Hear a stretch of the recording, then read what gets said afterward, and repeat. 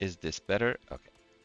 Yes, I can now see the thing move to say that I am capturing audio. Hi, everyone. As always, a little bit of a technical difficulty at the beginning. That's kind of normal, and I hope the camera is gonna hold. I've been having a little bit of an issue getting it to work at the beginning for some reason, as you could see. But hopefully it's gonna be stable from now on. Destiny, if you hear echo, it might be because you are on the Twitch, on the stream within Discord. So I will just mute myself there. Hopefully you don't have the echo anymore. All right, volume is good, hopefully, for the stream, and then we can get started. Let's see. There you go. Title 60th anniversary live stream, and I think we're good to go. Sorry about the little bit of cleaning up our act at the end there. But hi, hello everybody. Happy Tuesday, and today, the 21st of May, is the Forge's anniversary, which is a cause for celebration here at the Forge and everywhere around the world, obviously. Yeah, today is a good day. We're celebrating 6 year since we launched the Forge. It's really quite incredible. 6 years has passed so fast, and there's so much that happened. And yeah, technically, I believe that officially we cannot say that we are a startup anymore. At least the rumor I heard is that startups are 5 years and less.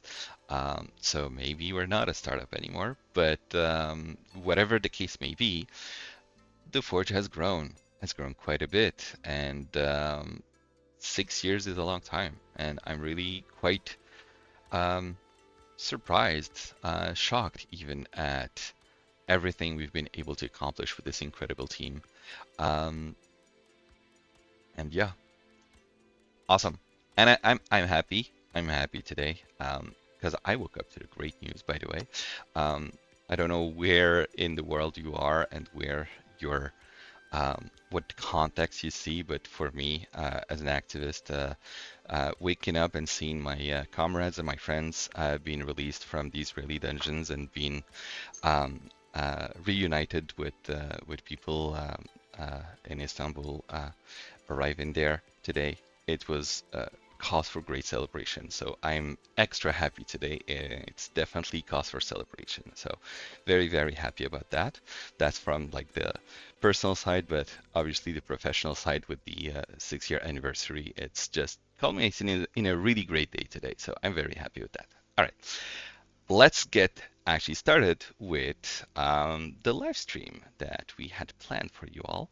Um, Let's start with a quick year in review. I know that we did one when we did the January, like the New Year live stream, but there's so many things that happen. We've still grown. Obviously, we had a growth already in the second half of last year, where we hired quite a few people, but we also hired more people this year. So just to go over the more recent hires in the last year alone, we had Joe, Valdemar, Sebastian, Ariane, Andy, Adrian, Julie, Josh, and Tiziano. But also within the last few months, we also had Jin and Albert also joining the team. And we have made an offer to someone as a software developer. Sorry. As a software developer, so we're going to be hiring another person, although they haven't yet accepted the offer, and we're still looking to hire a second person. So yeah, still growing, and this is awesome. Um, Apart from that, what else happened in the last year? We've had quite a few things that we released. Obviously, we have the mini games that, whoops, sorry about that. I wanted to click on this button here. We've had the mini games. That we've released, quite a few of them, and this was all a preview, sort of, and a testing ground for our latest announcements of our new product, BGK, Board Game Kit, that we'll talk about in a minute. And you can see Magic Item Bash that we'll also be talking about in a minute, which is a new game that we're releasing today, the Forge 6th anniversary game. So we'll be talking about that as well soon. What else did we do in the last year?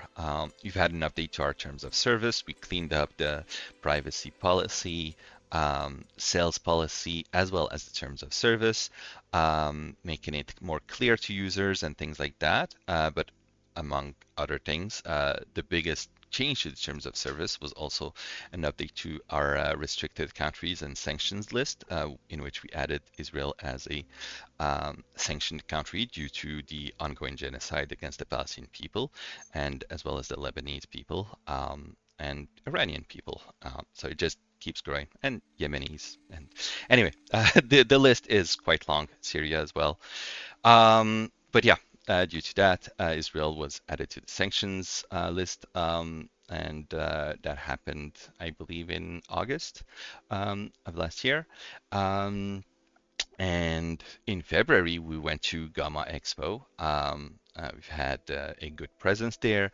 We talked with quite a few game designers, and we presented BGK, our little board game making framework that we're still working on.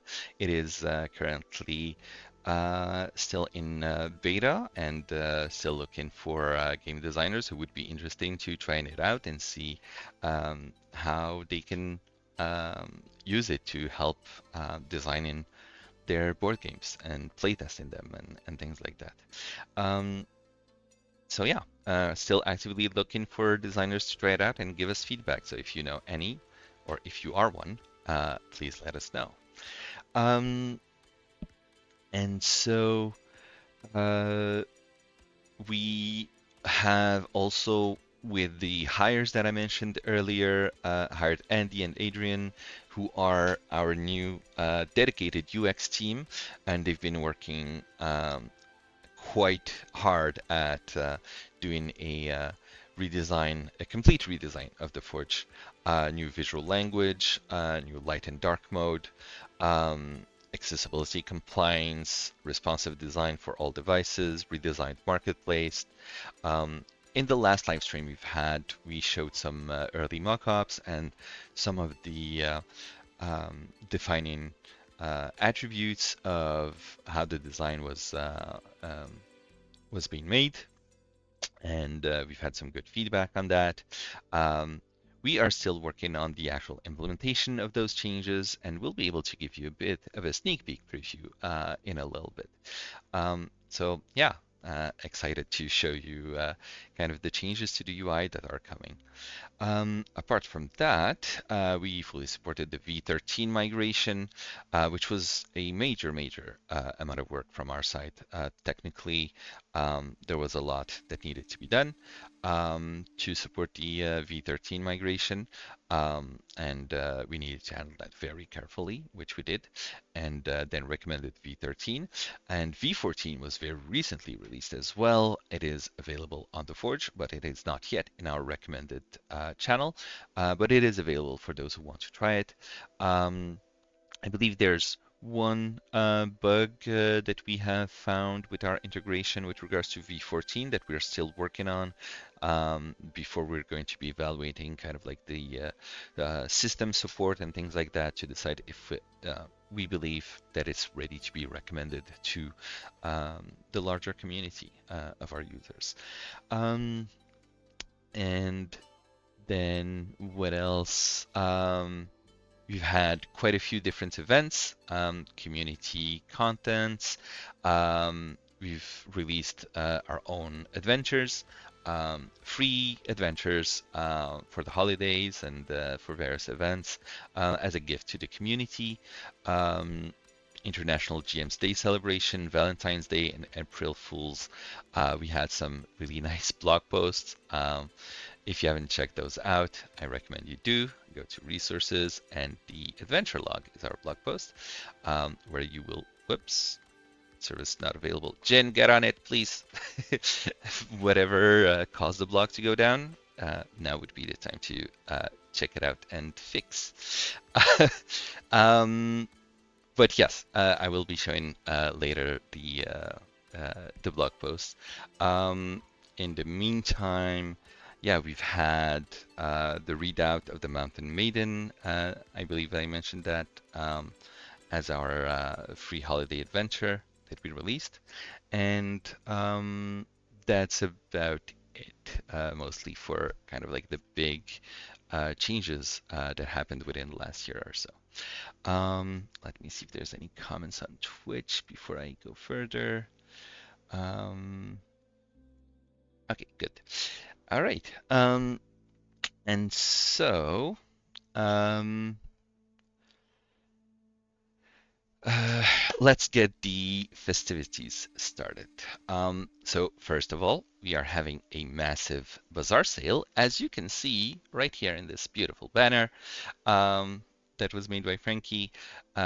We have a sale. I believe if you click here, it will automatically add the anniversary tag to your filters, and you'll be able to see all the content from our incredible community of Foundry content developers who have graciously decided to participate in our anniversary sale and offer their content at a reduced price. So thank you everyone for that. Have a look at the 1,262 packages.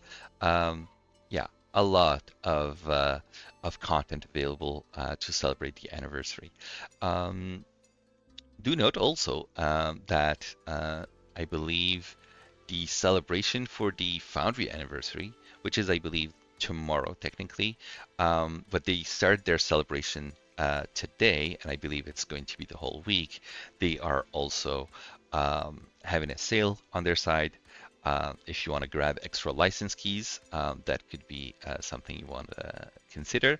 But otherwise, you can grab these amazing content. I'm sure you'll find exactly what you're looking for within the Bazaar Marketplace here. And on top of that, as you can see in one of the banners there, subscriptions 10% off. To get access to the 10% off in the subscription, we have a coupon code for that, which is anniversary 2026. If someone could please post that in the Twitch chat, and we'll probably be having a banner or notification, something. It might already be here in this notification, or maybe not. But yeah, I think the blog is still down. It's probably in the blog post itself, but yeah, we are going to be fixing the blog and then announcing that more fully to people.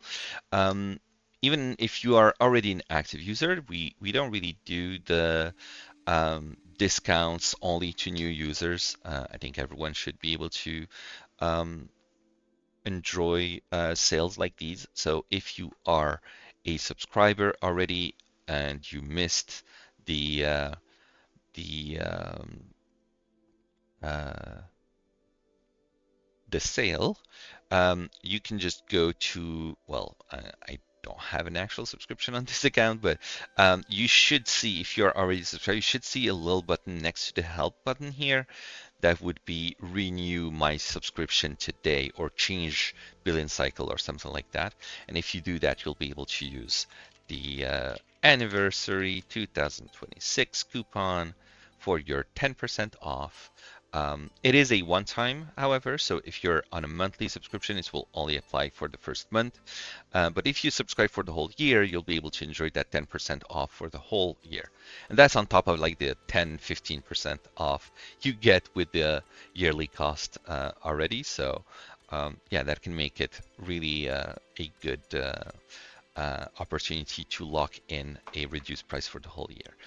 Um, and so yeah, uh, one of the um, one of the cool thing with regards to the Forge isn't just about celebrating the fact that we've been going for 6 years now, or what features we're adding, or anything like that. I think the biggest celebration is all of the great and cool moments that all of our users were able to have with their friends, um, and create something, create narrative stories, and being able to play their games, and the Forge being a part of that, being able to help them achieve those experiences with the help of our hosting is the best thing in all of this. So there you go.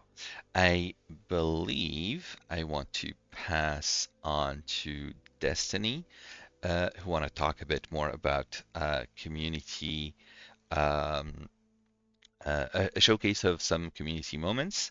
Uh, and then we're having quite a few guests today who will be showing various things that they've been working on.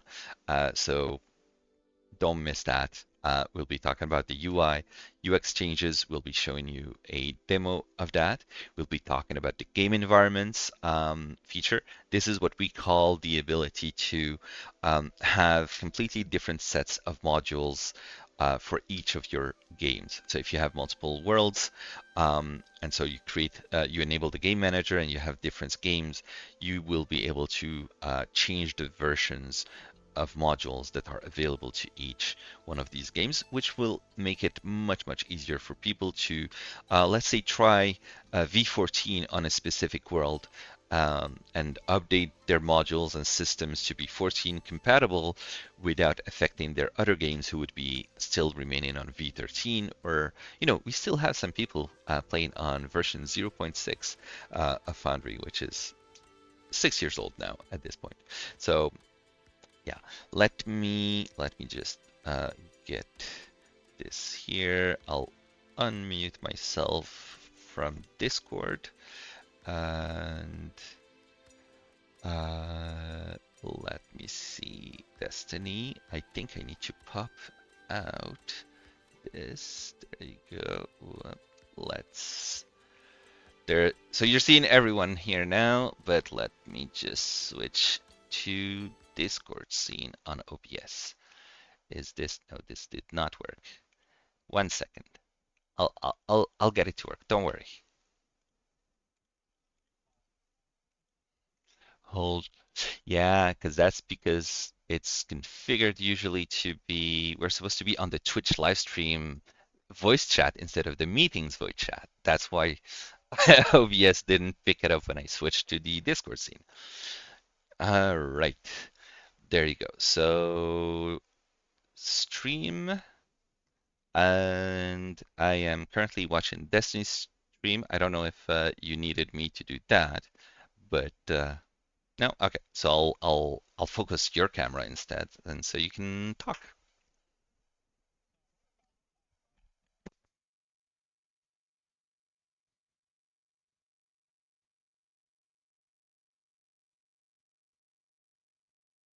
1 second. Apparently audio is not going through. So let me check why that is. Let me see. Desktop audio. Say something. Hello, hello. Aha, it is going through now. Okay, you can start from the beginning. All right. Um, so we're going to be talking about a lot of things upcoming on the Forge platform. Exciting things, novel features, things coming very soon, and talking about our plans for the coming year. But before we do that, we want to take a little bit of a chance to celebrate our community. As you might have seen recently, Yena, our wonderful social media manager and marketing expert at The Forge, recently put out a call for any community stories of their time on The Forge, of their campaigns in general, and just getting a bevy of stories. There's a lot that I liked, a lot that were fun, a lot that were interesting, but I do want to focus on two stories in particular that were really cool because they showcase just what makes the Forge worth being a platform. The first is a story from one of our moderators, Mushy. He plays and runs a family game, and they've been playing for quite a while. Um, During one of their games, they had just gone through a rather a momentous session. Um, and Mushy's wife declared that it was probably time for bed. Of course, the kid of the family pointed out that they had already long rested and had full spell slots because sometimes you're just so immersed in a campaign that you forget that the real world exists. And I think that's freaking awesome. Yeah, and I Um, wish I had that excuse whenever my parents told me that it's time for bed when I was a kid. No, Mom, I have all my spell slots full.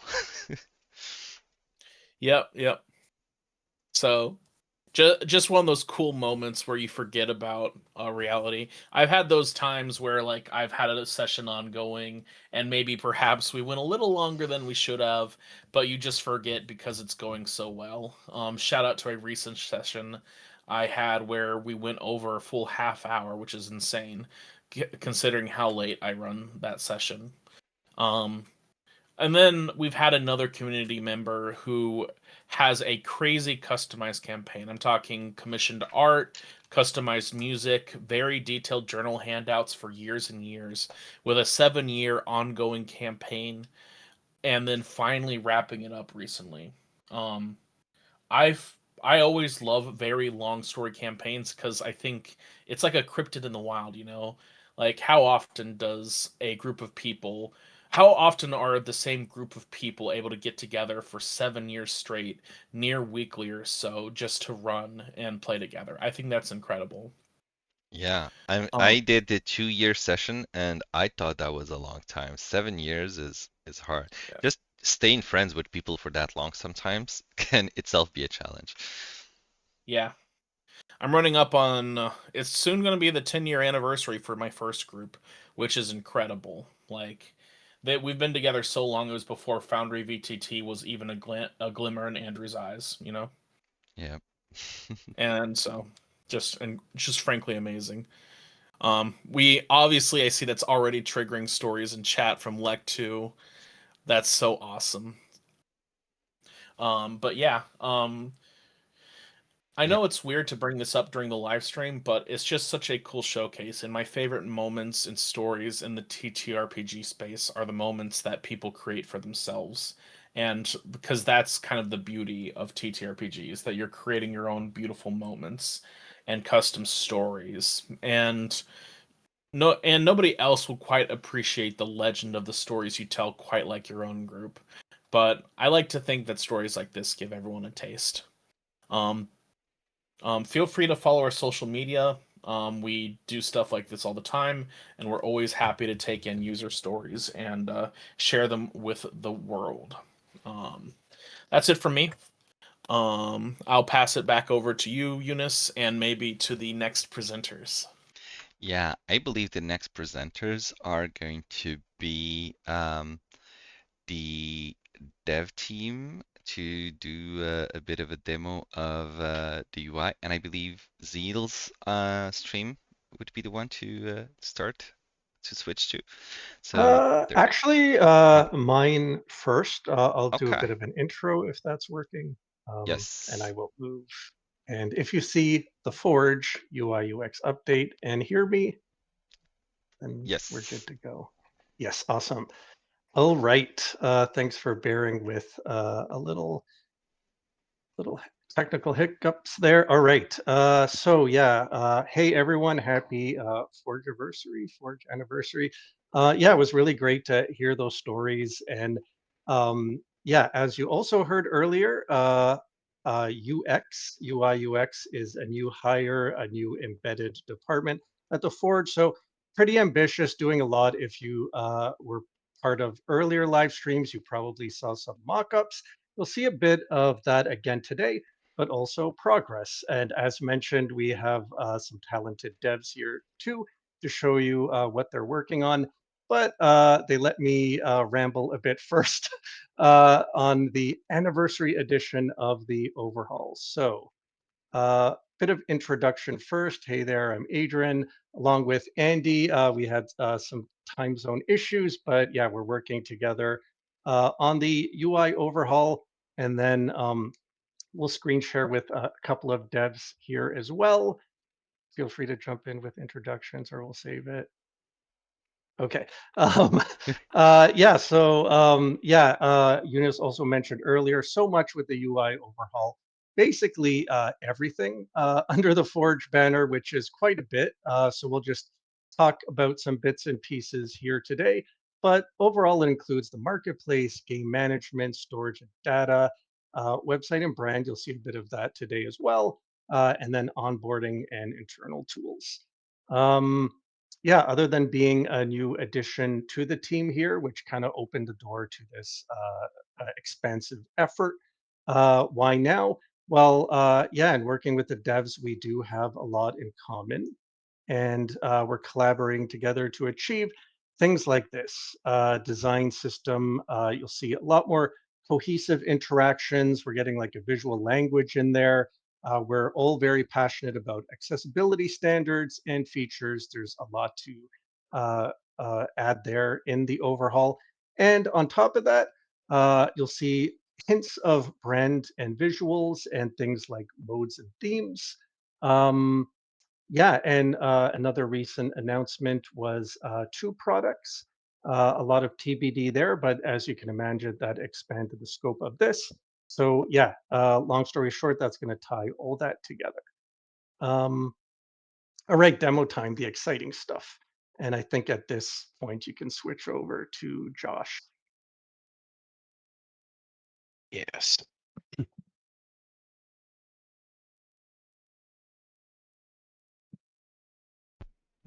There you go. Sorry, I thought I unmuted myself, but then I actually muted myself, and then I was saying something, but I don't think anyone heard. Doesn't matter. Zeal, you're on. think that, Adrian, aren't you going to walk us through this? Yes, I just have to head to your screen, I think, or oh, I can watch it here. Sorry about that. Yeah, okay, so we're starting off with Marketplace here. Um, yeah, where to start with this? Maybe with the higher level things that we were achieving with this before getting into the UI details. Uh, Lots of search capabilities. So we're definitely going to keep all that. We have two user types in mind where we have the new user who really doesn't know what they want yet, but also balancing that with power users. So you'll actually hear that a lot in demoing a lot of these features. So for the marketplace in particular, we had two things in mind where you know exactly what you want, and we've redesigned that with that in mind. So you have Goblin Adventure, something very specific, and we want to make it easier for you to find that, but also balancing that with the user who is kind of new, or maybe they're just coming in and they don't know what they want yet, or they just want to discover things. So on the left-hand side, you'll see a redesigned navigation menu, and that's balanced with what Josh is showing here, which is an increased filtering menu. So it's balancing both here, where you can choose a category on the left and then get really specific with a number of filters and being able to save those filters. And on top of that, increased sorting options. Um, in addition to that, the product cards, we're adding a lot there. Um, and actually, in some cases, actually stripping away some of the information, trying to show the most important stuff first. Um, I don't know if you have a demo there, Josh, that you wanted to click through. There you go. So yeah, we're just yeah, install our favorite modules, install our yeah. favorite adventures, systems.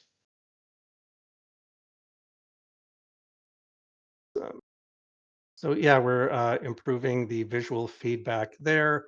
And another, this is more dev friendly, but definitely part of the experience. We want to make it a lot faster.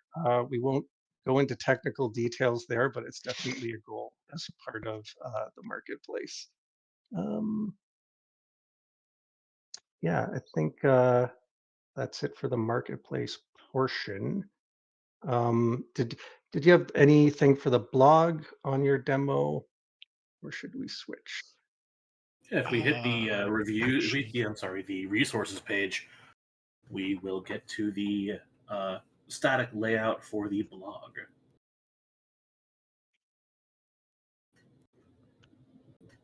Up in the top nav. The resources in the Yep. header navigation. Yep.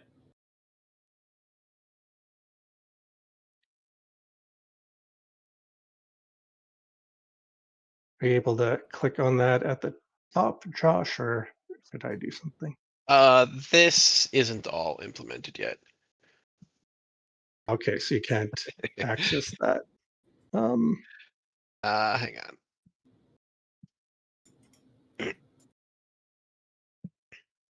Could also pass it back to me if that's not going to work.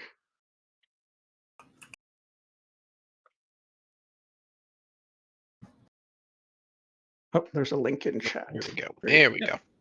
Awesome. All right. Yeah, as mentioned, less functionality here, but we have more products coming up. So we want to put a redesign for the blog where we're going to consider two products, but we want to, yes, a lot of awesome kitty gifts. Yeah, love to see that.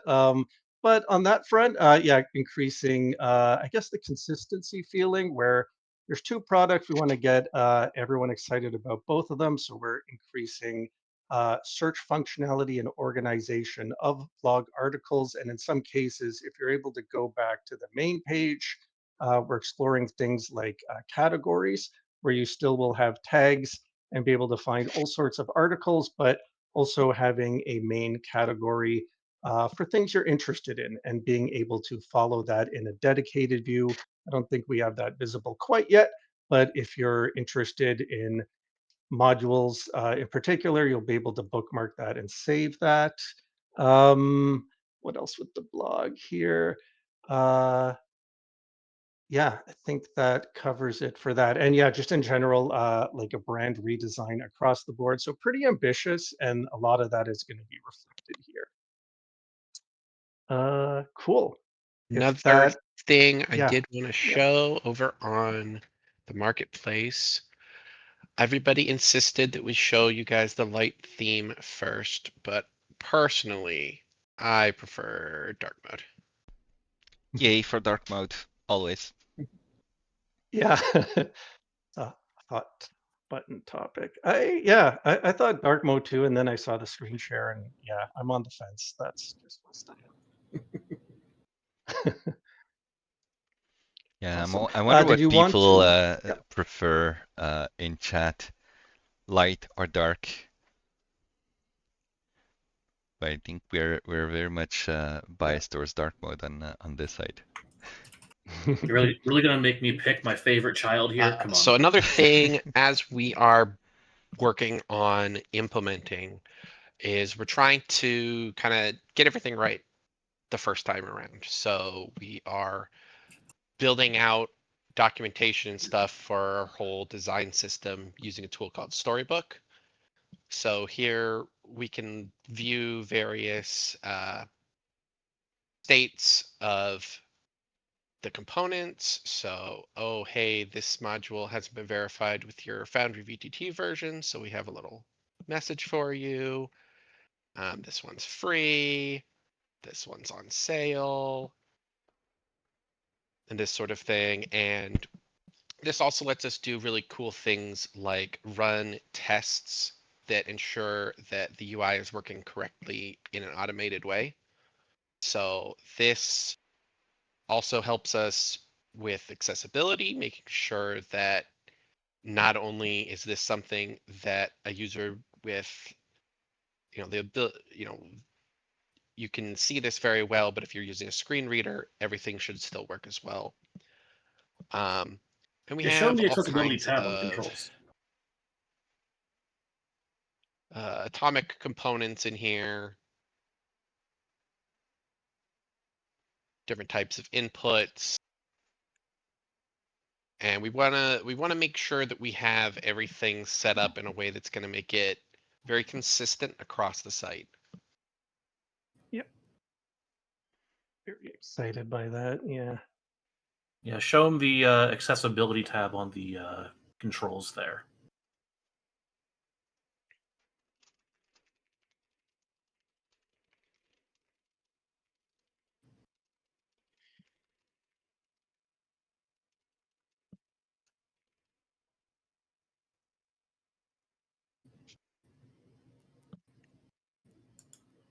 Or do you see it?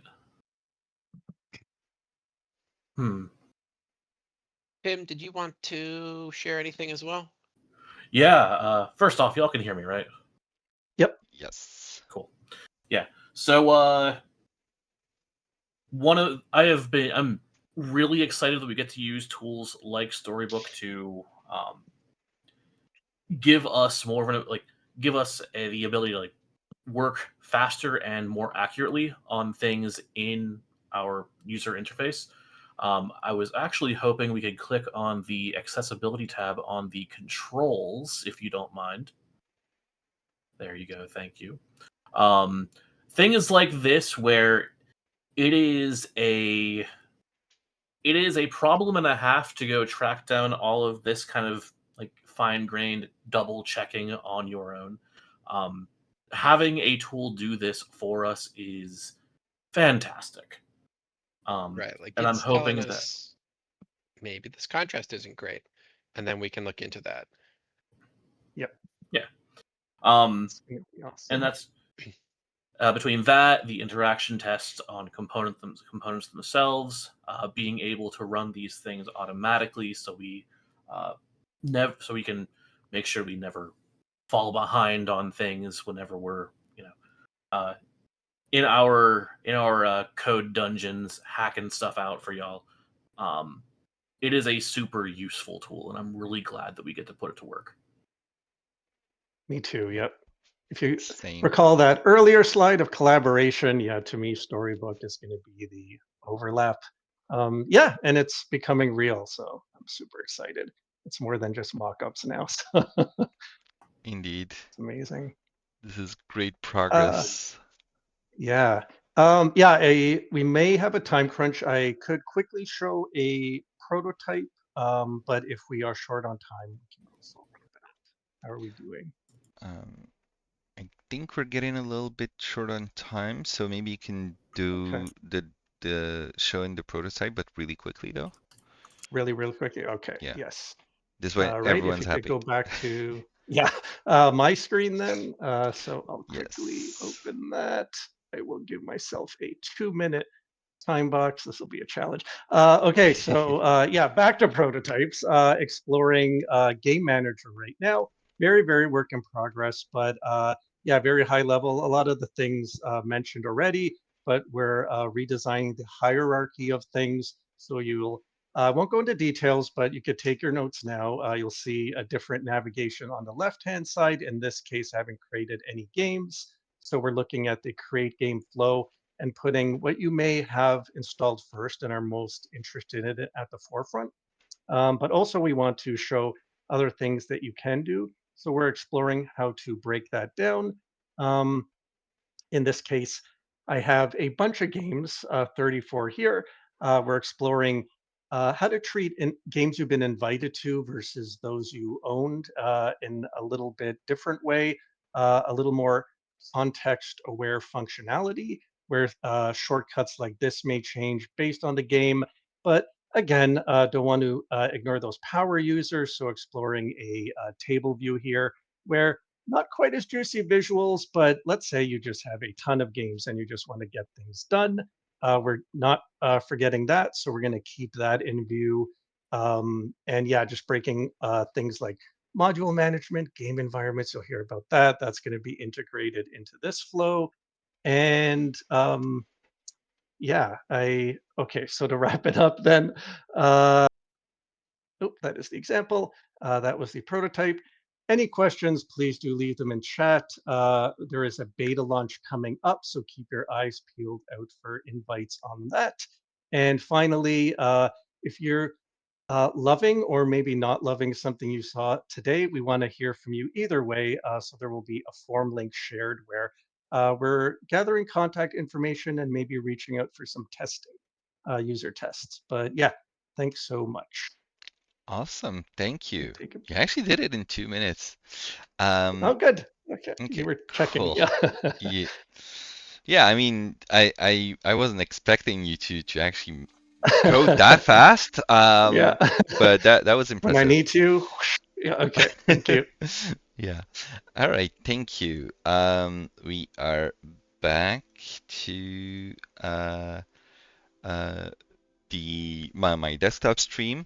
The blog has been fixed, by the way, and as you probably saw in the chat, there was indeed a bit of an issue with one of the servers, which also had an effect on the blog, and that has been fixed by the DevOps team. So thank you, DevOps, for your quick work as usual.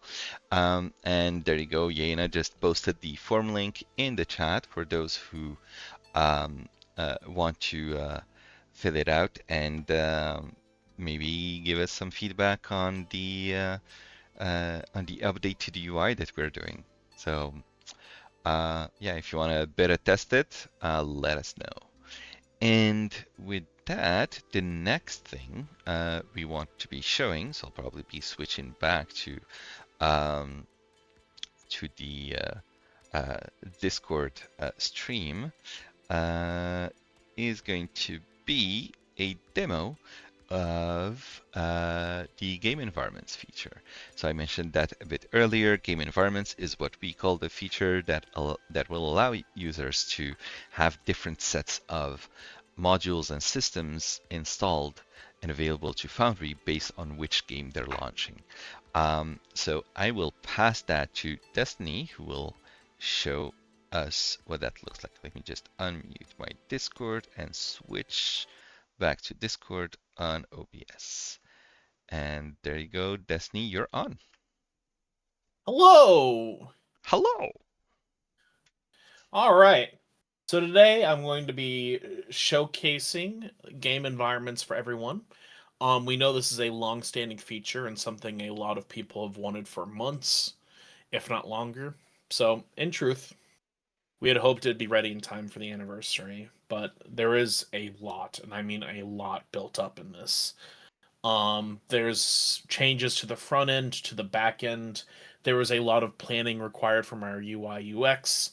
Um, People here might remember that we had a live stream last year, very early in the year, and unfortunately, it's just a matter of this was a very momentous change to the Forge. However, it's almost complete, and I'm pleased to say that we do have enough to show you all what it'll look like with a few moderate changes for when it goes live. So, Yay. Yeah, we did have that proof of concept. I think we actually showed it not at the start of the year, but at the anniversary stream of last year. So it's been yeah. exactly 1 year day to day. But back then it wasn't like an actual implementation. It was a proof of concept to show that it was possible. But as Destiny has said, that proof of concept also showed us where we've had issues and what needed to change, and that was quite a long endeavor to change the back end side of things to allow that feature to be made uh, accessible. So let's see what you got. So first of all, you'll see in the screen share here that ignore the other tab. You'll see that I have 2 worlds currently created on Big Guy 27's account. I have a Draw Steel world pre-created, and I have a Pathfinder 2nd Edition world pre-created. Now, these are both very wonderful modules to have. I mean, very wonderful systems to run on, but sometimes you might want to run systems that have to exist on different versions of Foundry VTT. For instance, maybe you want to have the latest and greatest of Pathfinder 2nd Edition, but you don't feel the other systems you run on are ready for V14. Or perhaps you run Lancer, which is currently only compatible with V12, and you want to have your other worlds on V13. We support all of that with game environments, and I'm going to show you how. So let's go ahead and get through here.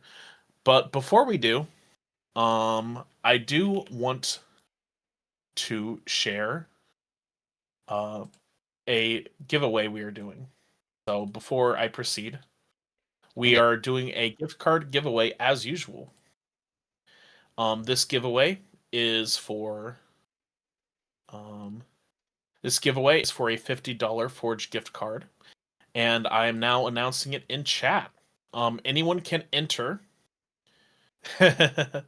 Untrue. Lancer is on V13 now. Dang, I didn't know that. That's pretty sick. I checked recently and I saw it was still on V12, Matthew, so my bad. My apologies.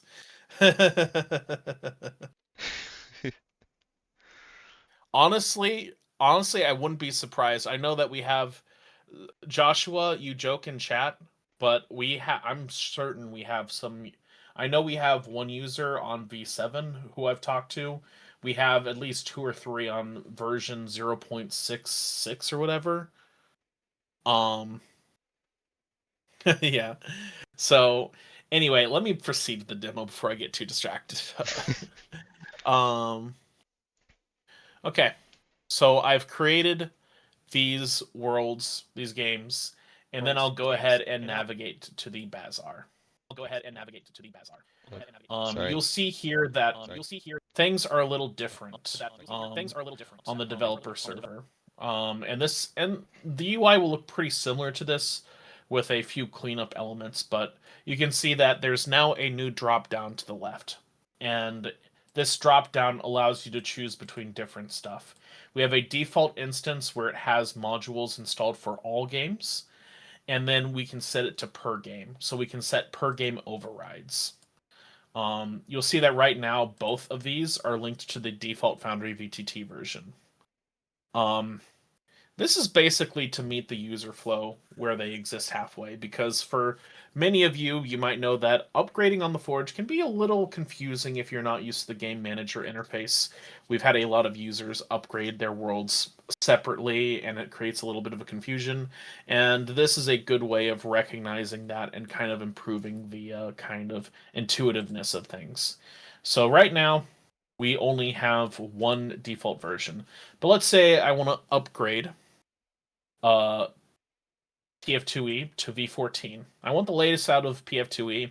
It's a very cutting edge system, and I think generally, if you run PF2E and you don't rely on a bunch of modules, you always want to be on the most up to date version.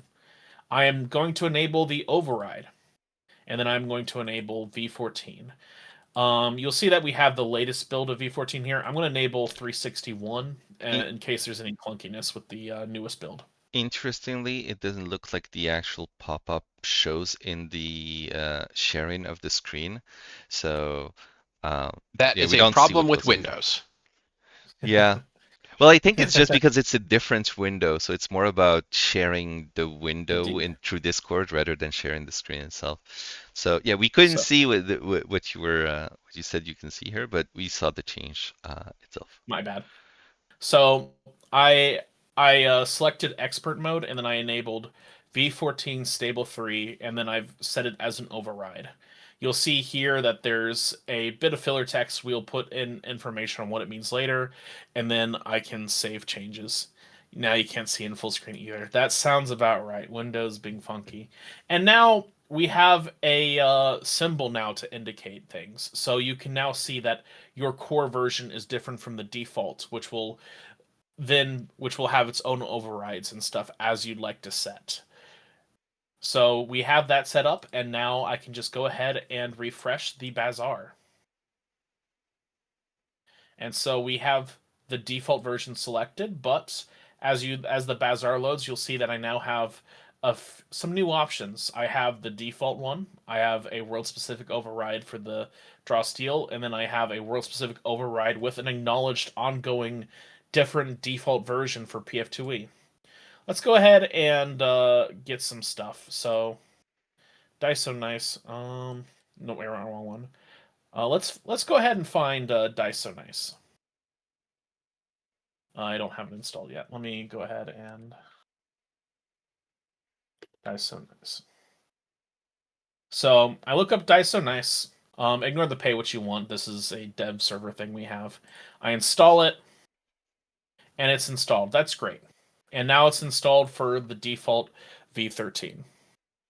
However, I have a V14 world. What does that mean? What does it mean when you have a module installed? Is it the same as with Forge right now, where you can only have one version of a module installed? No. You can set a specific override for a world by selecting this drop-down menu and selecting the world you want to change. So I'll go here, and it'll change the view, and you'll see that there is an option to update it now. This will update it to the latest version of Dice So Nice compatible with V14. I can click update, and then we can see here that it might be a little iffy on the view, but we now have a specific version of Dice So Nice installed for V14. So you'll see here that we have 6.2.1. So we now have a V14 compatible. Then I can switch back to the default Foundry version. Give it a little second to refresh, and then I can see the version, and you can see that the version and you can see that for V13 I have the compatible version installed. So now we have those two isolated. So we can go ahead and launch into the games from here just to confirm. So we have the PF2E override.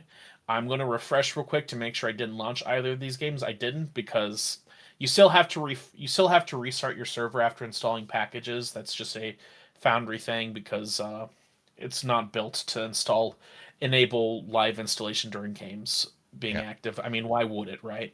And that should work, yeah, indeed. And that should work in the same way as it currently does, where it will tell you Yeah, I think you need to install the Pathfinder This system itself, because I this think is the you did not upgrade it. it's the kind reminder that Destiny Gray is dense and forgot this. So you can see here that if I want PF2E to work, I have to update PF2E to V14. So let me go ahead and do that real quick. And just as a kind reminder, I will still have the V13 version installed, but now I have the V14 version installed of PF2E. So we can go ahead and oops, wrong tab. I can go ahead and navigate back to my Foundry. And we'll see here, I'm on the V14 override. And now I can go ahead and launch my game. Oh yeah, I might need this. Okay.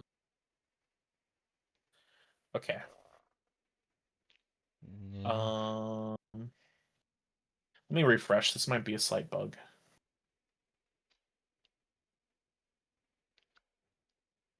Uh-oh. I seem to have found a slight issue in the Yeah, upgrade path is broken. It looks like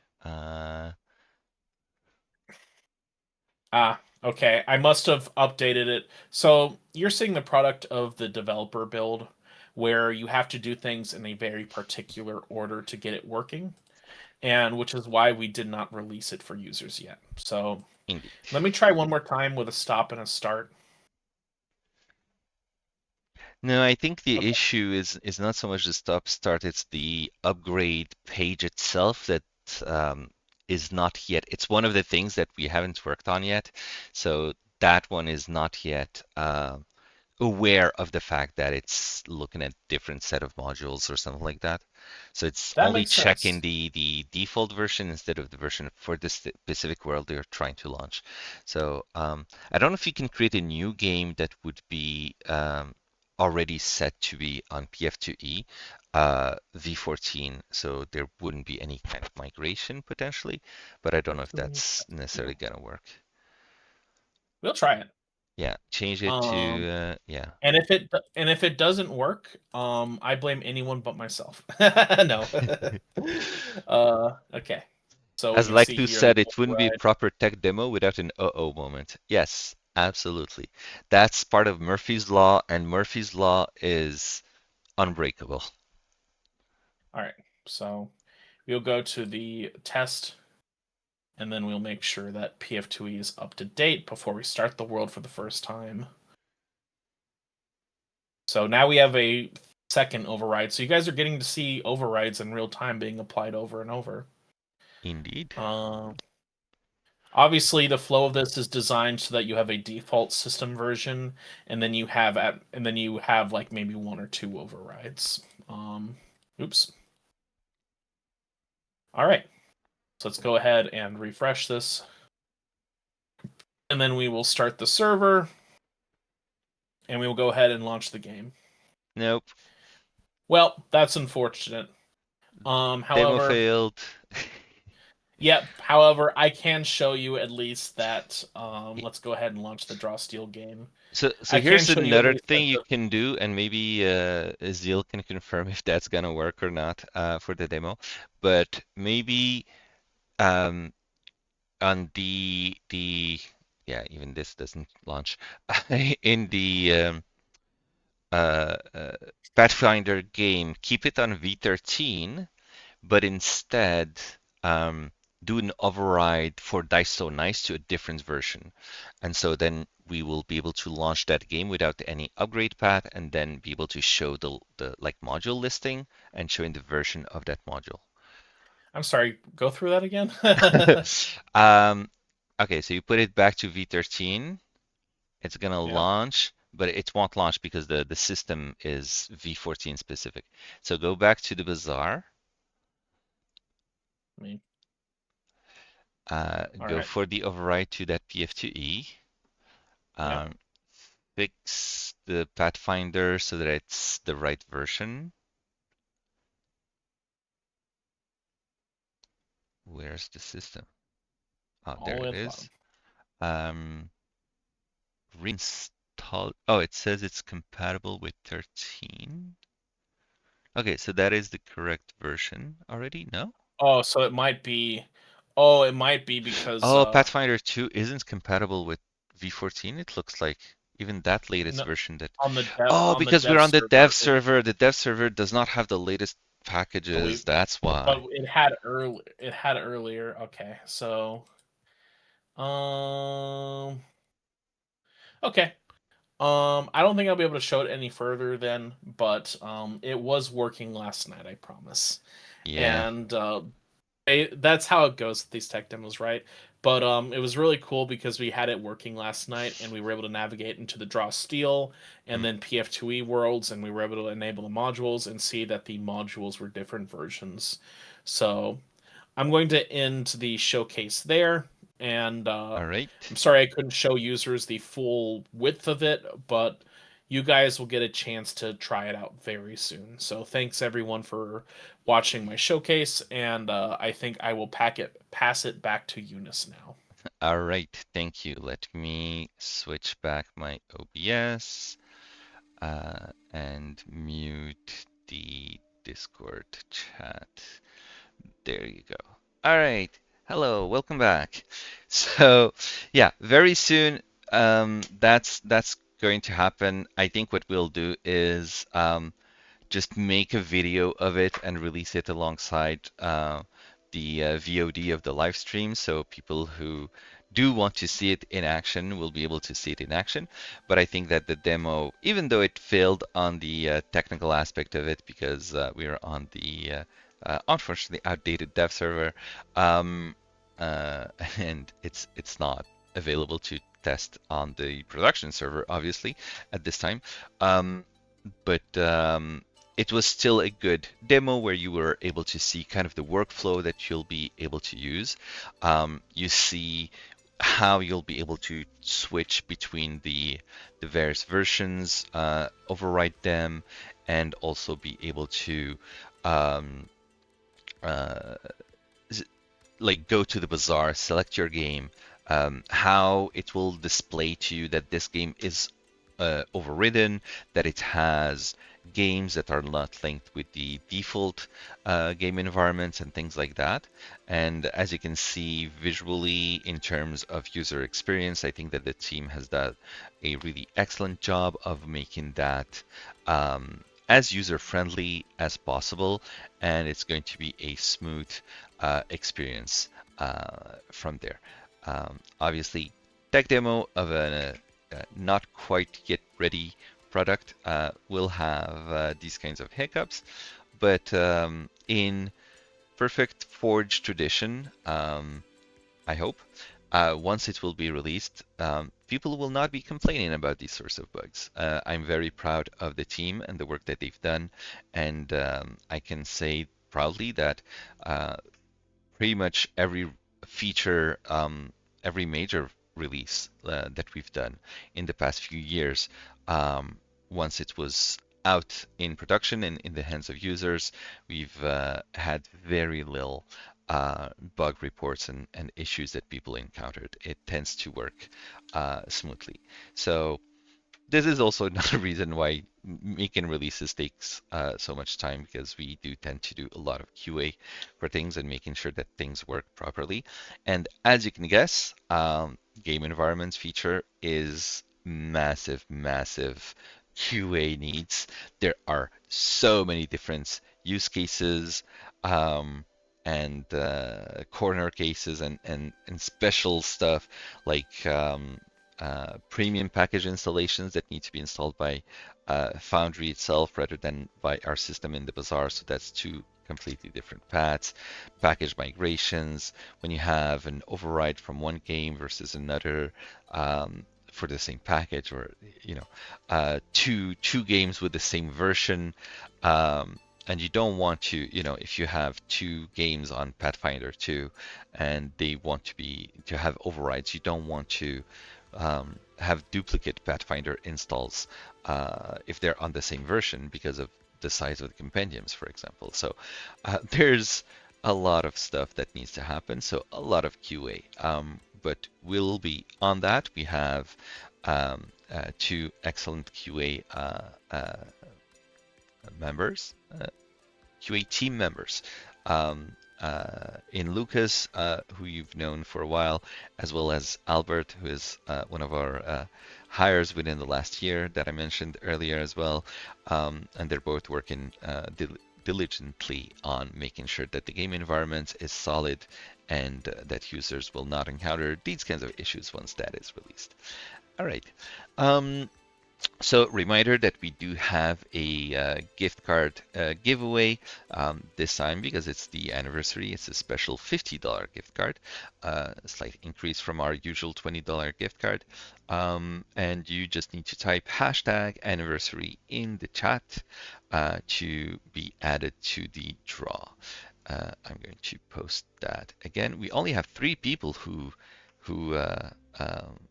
joined the giveaway. So right now you have 1 chance in 3 of getting a $50 gift card, which can be used both for purchasing Bazaar packages as well as used towards your Forge subscription.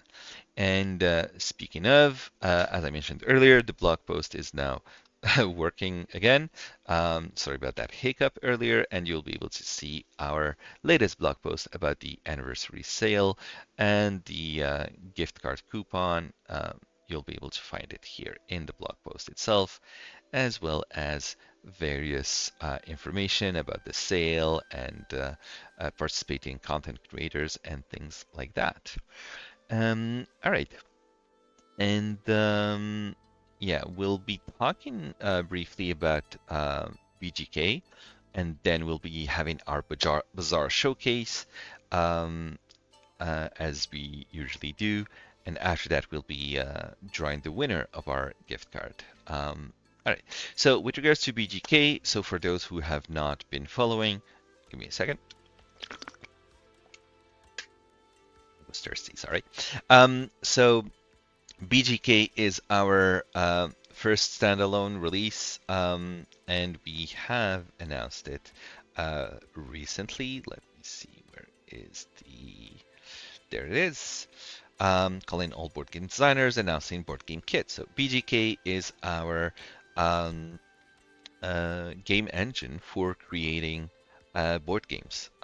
So we have continued working on it, and I don't have anything right now to show specifically about the progress we've done there, but we've continued to work on improving it. Some work on the UI and UX on that side as well as some work on some restructuring, as we've been working very hard in the last year and more to getting it in a state that's ready for us to start testing with the community to see the kind of games that people are trying to make with it and what kind of issues they encounter. But obviously the development of the tool is not done. We still have quite a ways to go, mostly because we have so many different ideas and so many different things that we want to be doing with it. And it will probably never be a finished project, obviously. But yeah, what was I gonna say? Yeah, so we've gotten to a stage where we're able to show it and release it as a beta for the board game designers. But we needed to take a step back as well and start um, uh, restructuring the core of what BGK is so that we can have a better way forward towards long-term development of various features that we still want to make. So for now, we've reached out to a number of people who are interested in BGK, and we've also created a new Discord server for those beta testers. So if you join the call and reach out to us to be able to try out BGK, you'll be invited into that Discord server for better direct communication with the developers, yeah. With that being said, Magic Item Bash, our newest game. So let me see. It's going to be my first time playing this. Actually, I've heard a lot about it, but Okay, let's see. We first start with checking the rules. So, prove your worth to the realm by collecting 4 tokens of favor. Tokens are won by surviving each round, either as the last adventurer standing or by holding the highest ranked item when the deck runs dry. So, yeah, like the card to play, play, and yeah, you play Duel is a tie, no one is eliminated. So you can see kind of how the game gets played. It's a multiplayer game with our AI players here. And yeah, there you go. So that's Magic Item Bash. You'll be able to see, read like the full rules and see how it works and play around with it. Give us some feedback. I hope it's a fun game for everyone to get their hands on in order to celebrate with us the Forge's anniversary. And then we'll see um, some of your high scores and the game results posted in our Discord channel as usual. And yeah, I think that's about it. I guess I can just quickly say that this is a turn-based card strategy game where you try to guess what cards other players have and defend attack against them before they do it to you. So this is kind of like the high-level description of Magic Item Bash. And I don't remember there was a more popular game that it was inspired from, but Heart something, but I don't remember the title, unfortunately. Sorry. But yeah, if you're familiar with this type of game, I'm sure you'll have a lot of fun. And if you're not familiar with it, you'll also have a lot of fun. So there you go. That's our updated games library that we're continuing to create for our Forge users who want to banish the boredom while waiting for their players who, as we all know, scheduling a TTRPG game can be a very big challenge. So anything that helps you pass the time when it gets unfortunately canceled is cool. All right, and with that, I'm gonna give back control of the stream to Destiny, who will be showcasing some bizarre packages for you. All right, let me just where's Discord? Ah, there we go. Unmuted and then OBS, switching back to the Discord scene. Destiny, you are on. Hello, one. Hello, all. Hello. Thank you once again for attending the live stream and for tuning in for the Bazaar showcase. Now, as a kind reminder, we have a giveaway going, and I'd hate for any of you to miss out on it. We don't have a lot of entrants, so you have a very good chance of winning. And in case you're wondering what to spend that gift card on, well, we have a few packages here, and I'll even link them right now into the chat. All right. Let's go ahead and get started. We're showcasing the Kuka by Angela Maps, the Highland Waterfall by Bearworks, and The Goddess and the Fox by Dragon's Horn Studios. So first of all, this is the Kuka. I'm not sure what a Kuka is, but Angela Maps has created this wonderful airship map. It's slightly steampunkish, very ornate, and what I really like about this is that it's a very colorful and decorated airship.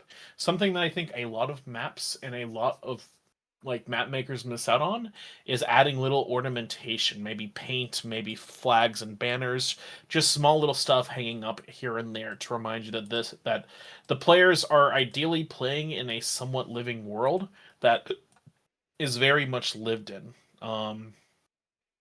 We so often see ruins and like plain wooden buildings as maps, and those are fine and they're what we play on and what we have played on. But it's good to be reminded that when people lived in these kinds of places, they would decorate it. They would spend time to make murals, to paint paintings, to have banners hanging around. One of my favorite drawings ever is actually right behind me, and I'm going to move the webcam a bit. And you might see my calendar there from Kurzgesagt, where you'll see a bunch of people very distantly, perhaps. Actually, no, my camera filter is going to hide it all. Never mind. But Yeah, I was just about to say, I only see a beautiful landscape. you see a beautiful landscape. Yeah, no, but I have a lovely view. I have a lovely calendar by Kurzgesagt, a science YouTube channel that depicts a bunch of people around a Stonehenge with banners all around it and colorful paintings and pottery with plants life and people just standing on top of it, sitting against it, that sort of thing. The best scenes are those that are lived in, and this artistry, it just reeks of pure charisma and being lived in. Um, you can see that there's some large fans here, some large wings, and just a little bit of everything. There's even a bit of like the copper here starting to gain that greenish tinge that a lot of copper gains. Seems like whoever runs this airship needs to give it another quick polish. Or, as I've learned from Minecraft, apply beeswax to the copper. um, Heavily recommend this map. It's very cool, and I recommend the entire package because it also comes packed with an airship battle. You get the entire Kuka airship here, along with an enemy battleship who's come to attack and raid the opulent Kuka. Very freaking cool, and just the sort of thing that's like excellent. It has like walls and the like. It has lighting set up. It's perfect. Exactly. It's perfect for a boss. It's perfect for if the players are on their way somewhere and they get intercepted. It's just perfect in general. It reminds me a little, not too much because I'm pretty sure it was like an airship or something, but it reminds me a little of like the beginning of Arcanum Steamworks, only the airship was attacked by some planes instead of like an airship. But just something you can kind of run there, maybe steal some ideas from. And I cast tidal wave in the air? That's always the thing, isn't it? The players are like, "Oh, we're in a naval battle. Can I just cast like wall of force? Does that instantly destroy the ship?" And it's like, "Oh my god." I mean, technically, I was thinking about that as the actual potential solution of, I imagine like a big boss that's just totally unkillable, and then you do this battle that's just so overpowered, and then you have to find a way to like bring the ship down, and it crashes, and then you switch to a map which is Yeah, actually, what you see behind, that's like all blurred out. And with the boss at now like 1% of their HP because they fell a great distance, now you're actually able to do some meaningful damage to them. yeah, That's what I was seeing in my mind. Sorry for yeah. interrupting. The dread air pirate Roberts. You've brought down his ship, and now you get to take over his mantle once you defeat him, right? Um. Anyway, this package is normally $4.99 on the Bazaar. Incredibly freaking cheap for how much mileage you can get out of this map package. But it's on sale for 50% off right now on the Bazaar sale, which is insane.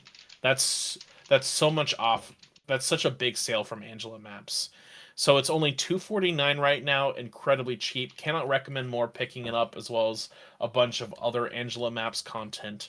Make sure to get it while the sale lasts. Um, all right. And maybe this airship is bringing you to another map. Maybe a remote location like here. This is part of the Highland Waterfall map package by Bearworks. You can see here the Kuka maps that are pre-assembled, as well as the Highland Waterfall maps with various options. We've got rain, we've got snow, and right now I'm on the bees map. Um, but um, and this helps keep Nicolas Cage away, the bees map. But you can see that you Nice. can see that we have a heavy blizzard, which is cool. We have a slightly frozen waterfall with like the shimmering water still flowing underneath with the frost set in. We can do the rough rain if we want to torture our players. I had a campaign where it rained for like 3 or 4 months straight in game, and it was enough to make even the players outside the game miserable, which I enjoy. Um, You enjoy making your players miserable. Cool. Oh, you bet. Cool. I have stories, but I can't tell them because they're so miserable. I can't tell the live stream about them. But you can see you have a lot of options for running this map. You even have the springtime bees to scare away Nicolas Cage, as I've said before. Um, I like this map because it's like it has enough personality to be worth running on, but just enough terrain that you can run so much on it. You can see there's a lot of dips and folds, a lot of cliff sides that you can add like terrain walls for that the players have to carefully navigate through to try to explore everything to hunt down like maybe like a monster they're hunting, or maybe they could be camped out here and you could run an interesting encounter off of that. Maybe you want to make an entrance to a cave or something, or a transition to a cave, because as you might notice, there's two large piles of rocks here and here that kind of look perfect for a cave entrance. And as usual, maybe there's a dungeon behind the waterfall. For those of you who play Legend of Zelda, there's always something behind the waterfall, right? And honestly, you might see here that this is already pre-walled. The creators already set up quite a lot here, and they've even set it up with elevation by the looks of it. Yeah. But maybe you want to not mind their hard work and double the amount of grids, because I think this map would be perfect for it might have messed up the walls. Nope. Translated perfectly. Good job, Foundry.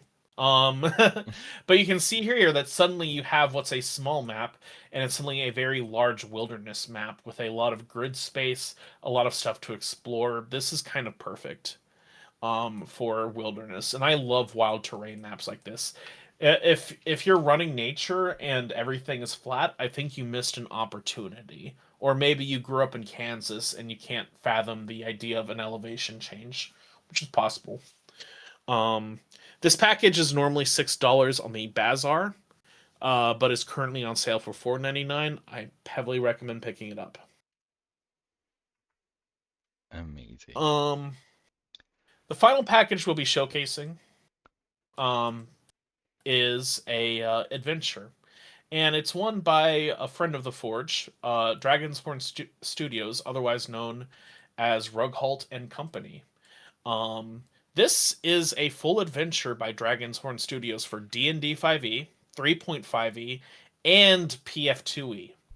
That's right, it can be every system of your dream. You can see here it's already very detailed with a lovely kind of cover art, various entities ready to import, and then you can just go ahead and import the adventure. It'll take a second.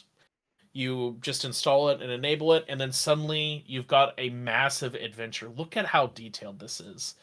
With the background and like the styling, it shows you like the logic flow of the story and how it's meant to progress and kind of go. And you can see, and like it has different like handouts, it has cool cover art. Like let's see here. I think I've given feedback to Rugholt about this before, about like, yeah, so he did make a lot of this pop out, so you can like show it to your players. There's just so much detail to this, and like I could have sworn I'd showed this off before, but I looked into this, and in fact, we had talked about it, but it was during a blog, during an interview with Rugholt. So we can go ahead and see here that this is a full region. You're exploring an entire region map with like various labeled areas, places that your players can explore. There's a lot of side quests, and I have run this before. Rughold actually gifted me a physical print for this book, and then I went and purchased this on the Bazaar as well. Many Me years as ago. well. I was actually showing that, but I don't think anyone could see it. But yeah, I have the book here, The Goddess of the Fox, and it's a beautiful, beautiful book, incredible adventure, and the art is amazing and stuff. But yeah, I have it here as well. Absolutely. This is what I call peak, just like third-party adventure design. It's not a perfect adventure, but it's a very good adventure. I've given him advice on like what ran well or not. I think he took a lot of it to heart from what I remember. And it's just like there's just so many fun, intricate stuff. Like you can see all these maps here. Like You can see like these guys. You can see that they've been automatically imported into PF2E with various stuff that can trigger. You have to do a little bit of it manually, but it imports surprisingly well for an adventure that has like so much like stuff intended for every system and version. I think any adventure that can do 5e, PF2e, and 3.5e basically covers a good 95 to 99% of the Forge user base for sure. Pretty much, yeah. And all of it just imports like that. It's high effort. It has custom art for darn near everything. And it's on sale for a massive amount. It's normally $30. $30 I think is well worth it because it's a full level 4 adventure, but it's discounted for a massive only 20.99 or basically $9 off. That's insane. That's 30% off. I highly recommend it. I've played it before and I can say that it's a good I call it a good holdover adventure. If you're ever planning like your next campaign, this is a good campaign to play in the middle. The group I ran this for played like a group that was like half evil, half malcontents. They were like basically just out for like gold for themselves. So they weren't like pure evil, but they were like very greedy. And it turned into a very, very fun adventure. I of course made it overly difficult for them, as any good DM should. Um, that's it for the Bazaar showcase. So I'm going to go ahead and pass it back over to Eunice now. But thank you so much, everyone, for watching this.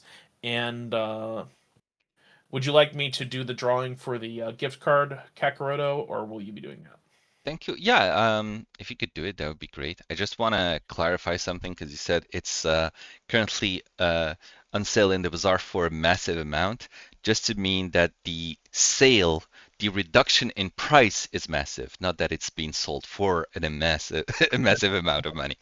Yeah. Yeah.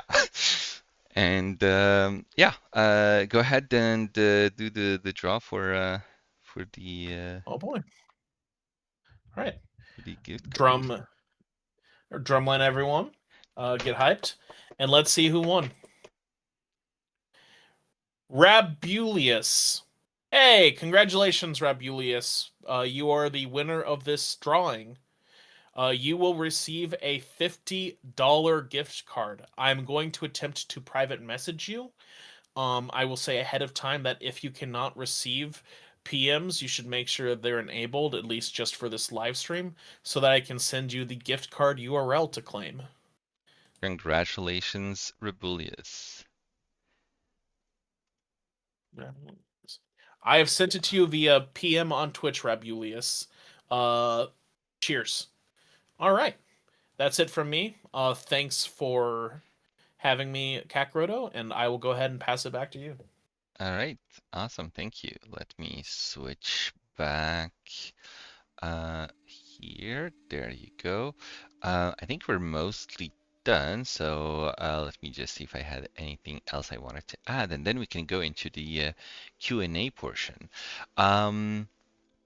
Yeah, so I did want to mention that we'll be doing a Reddit AMA, Ask Me Anything, tomorrow. So obviously you'll have your Q&A in a few seconds, but for those who have more questions or who want or like prefer the Reddit AMA format, then we'll be holding that tomorrow.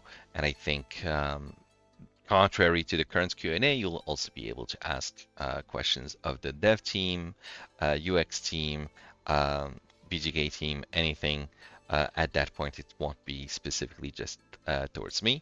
And I think that was the only thing that I wanted to add before switching to Q&A. So let me, first of all, just switch here like that. There you go. And so, yeah. That's about it. I wanted to thank everyone, the team, who has been such a phenomenal team in the last few years.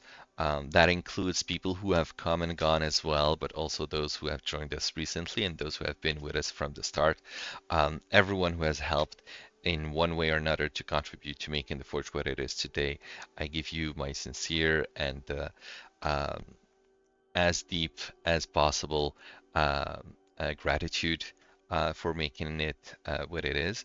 And that also goes to our users who are the pillar of what makes the Forge what it is today as well. So thank you, everyone. And with that, I'm ready to take questions from those on Twitch.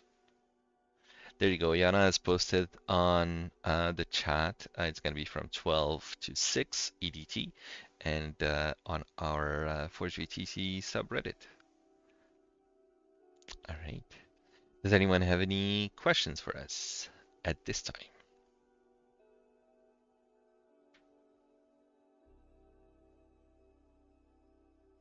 So, no questions. Light mode or dark mode? Oh, I'm definitely dark mode.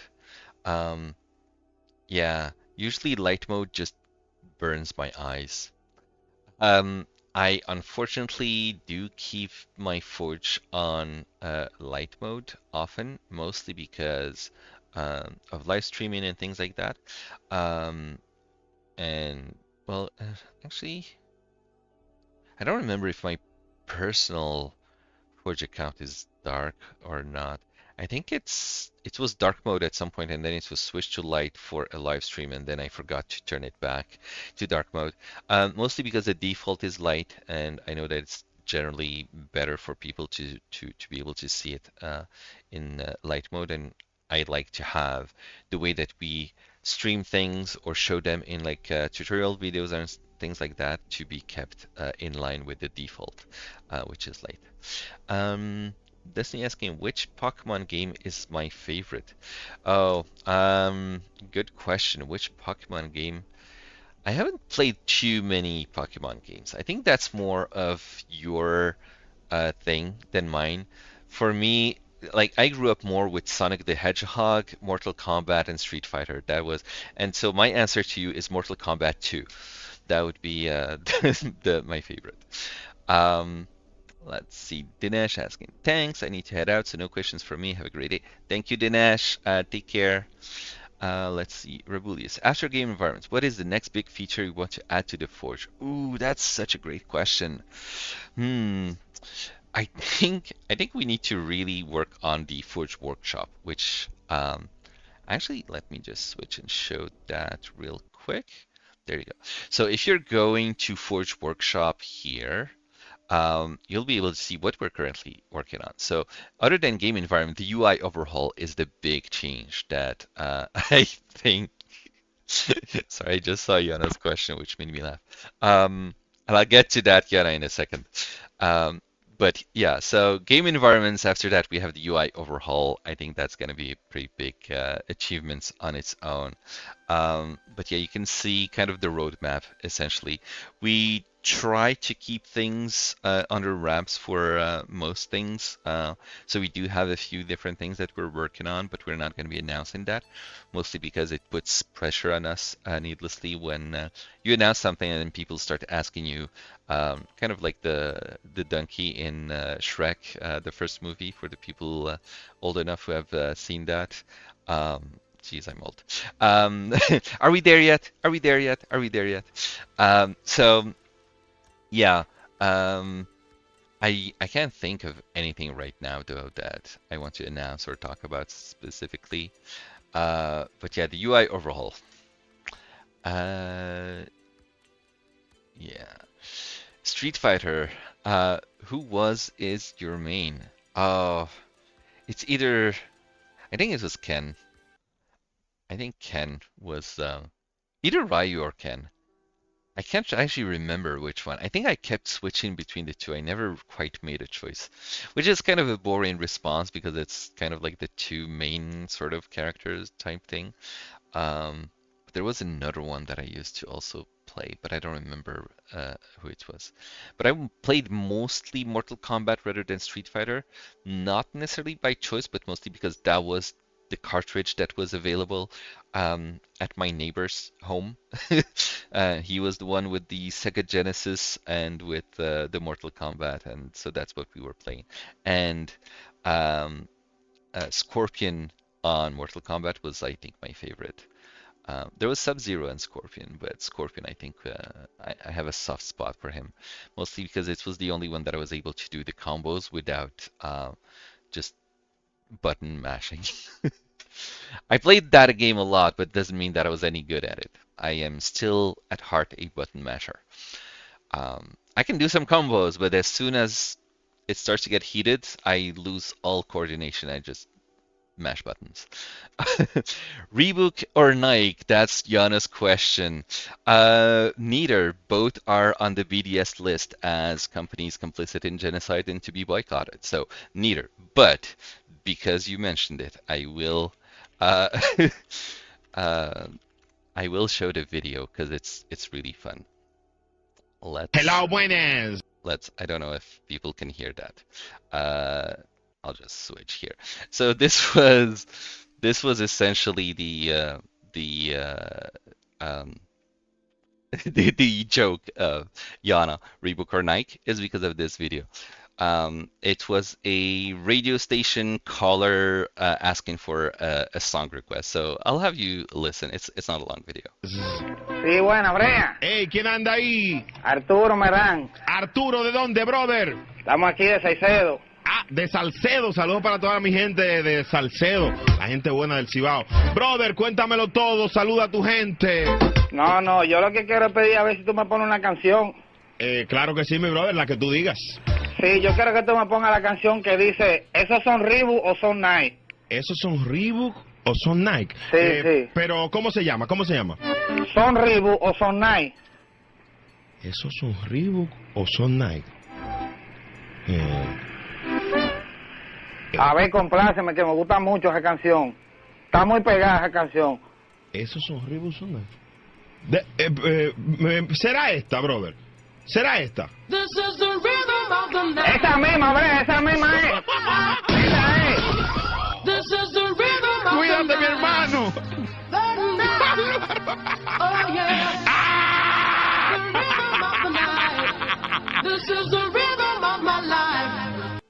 There you go. So this is the internal joke that I have with Yana from this video. So whenever Yana asks about Reebok or Nike, this is what she's talking about.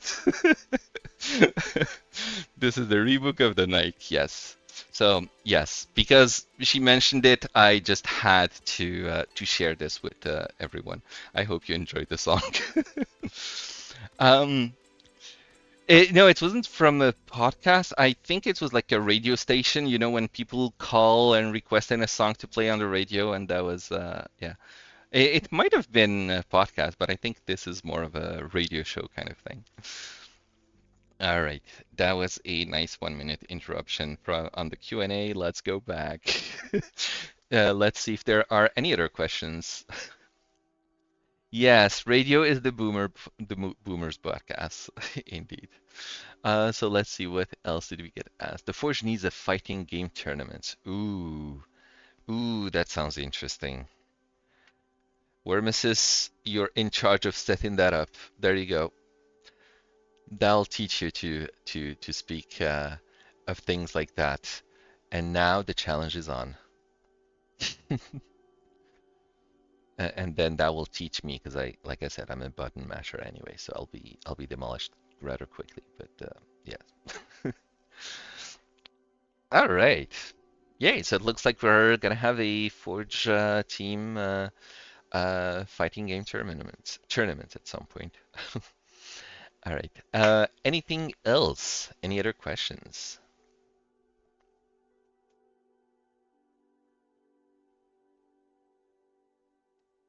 I suppose not. We'll give it a few more seconds, and then if there are no more questions, we will call this live stream to a close. And it has been nearly 2 hours. Anyway, are we a startup or not? I think we will always be a startup because of the way we function, because of the heart that we have in the company. It's a startup at heart, and its age is irrelevant. Just like with people, just like when in real life, age is just a number. It's people's hearts and how they act that defines who they are, right? So we will always be a startup. Startup attitude, established service. Rebellious, I love that. I might start to steal that. That's going to be the new tagline. Indeed. All right. Okay. And so, thank you. And so, if there are no more questions, that will be it. Thank you, everyone, for watching, for participating, and follow us on our socials. Yana has just posted them in the chat. And see you at the next live stream, hopefully very soon. And yeah, thanks. Keep going and have fun and enjoy. And happy 6-year anniversary of the Forge, everyone. Thank you and take care. Bye-bye. And thanks for everyone who participated in this live stream, by the way. Thanks, Adrian, Destiny, Zeal, Wormesis, and I hope I didn't forget anyone. I sure hope not. I don't think anyone else spoke, but yeah. Thank you and cheers.